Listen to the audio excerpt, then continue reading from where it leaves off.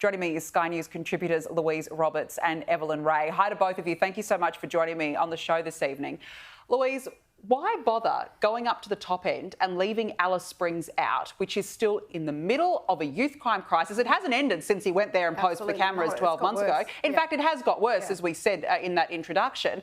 Where are his priorities? Well, they're not in Alice. He's clearly got a problem with Alice Springs. I mean, as you said, he went there last year kicking and screaming. I think he spent more time travelling to Alice Springs than he actually did with the locals themselves.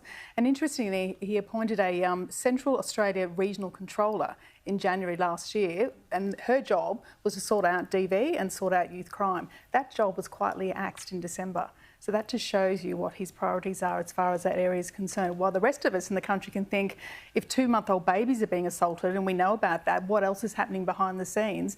And in an election year, when he's in election mode, he doesn't want to go anywhere that's too awkward or it's going to raise any questions. But all this is done by not going to Alice Springs is put the spotlight right back on it and his priorities. You're spot on. This is exactly what it's done. And, you know, we speak to people in Alice Springs here on Sky News all the time, and they're struggling out there. Business owners, people are genuinely fearful still. Nothing has changed in the last 12 months. They've had lockdowns. It's unsuccessful. There is a real pattern of violence and crime up in Alice Springs, and the Prime Minister, the leader of this country, should be there to help sort it out. Evelyn, I mean, what does this say about what the Prime Minister really cares about?